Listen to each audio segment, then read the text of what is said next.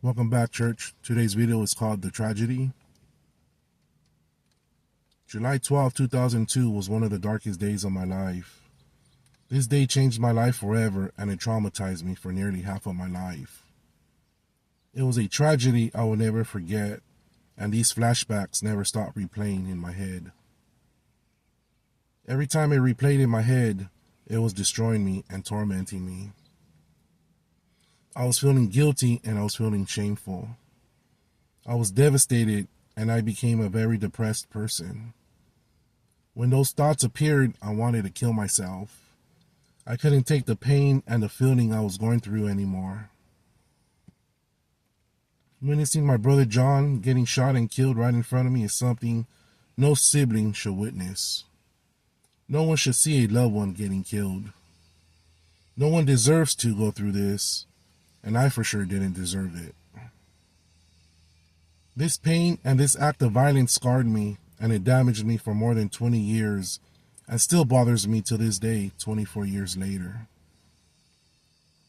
That day, it turned my life around, and it made me turn into another person. I turned into a violent person, a bitter person, a person that was soon to be out of control. It made me a person I didn't want to be and a person I didn't want to become. I wanted revenge. I went out looking for them who were involved, and I was responsible for my brother's death. I wanted a vengeance, and I wasn't going to be satisfied and at peace until I got it. I never got it, which I'm thankful for, because they got arrested, but even knowing they are behind bars, the damage had already been done, and there was nothing that could fix what I was going through at the time. It turned me into an angry person, and into a person that didn't care anymore, and into a person that lost respect for myself and towards others. My life was soon to be a dark, lonely place, and the only thing that was going to satisfy me was letting loose. I stopped caring. What I went through really messed me up. The truth is, inside of me, I was scared. Scared for my family, and scared of this person I was becoming, and scared of what I can do or would do. I had a choice to leave it in God's hands or leave it all in my hands.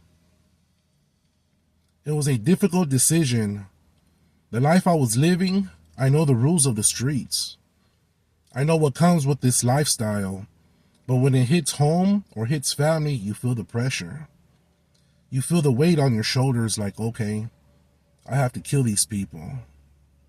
And if I die in the process, then oh well, I tried. And if I get them and I go behind bars, then my time will come and I will get killed. All these thoughts along with many others were popping in my head.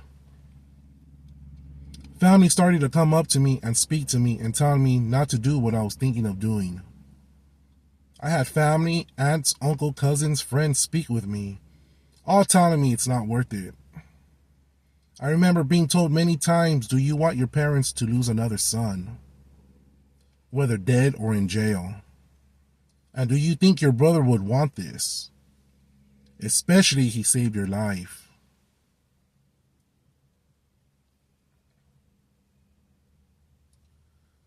It was a lot of stress on me.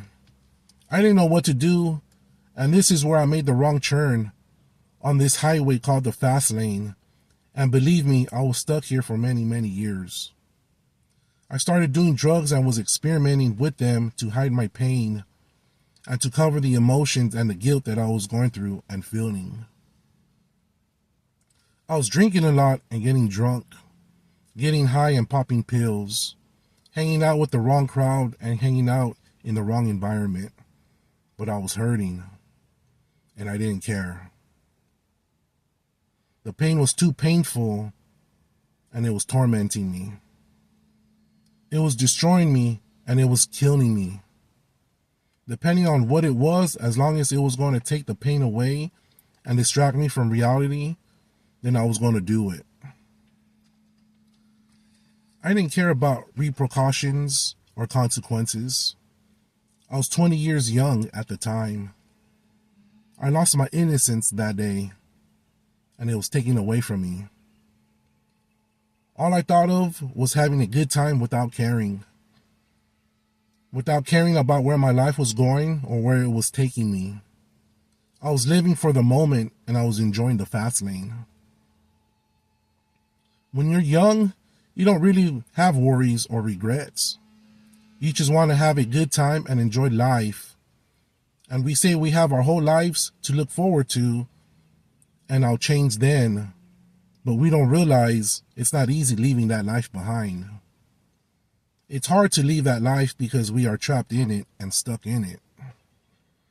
Some get out and some don't. Some get out earlier than others, while others don't get the chance to, and we're taken away in the process. This fast lane is you're having so much fun that time passes right by and you don't realize it until you get out of there. What I went through was real. What I talked about was real. How I felt was real. The pain is real. The trauma is real. The scars are real. The tears are real. Seeing my brother shot and killed in front of me was real. Me holding him in my arms while he lay there lifelessly was real. The people and the screams were real. The sirens and the helicopters were real. Seeing them doing CPR on my brother was real. That scene that shortly became a crime scene was real. That yellow tape around was real. My brother being murdered was real. That day on July 12, 2002 was real. And that dark and lonely place I was in for over 20 years was real.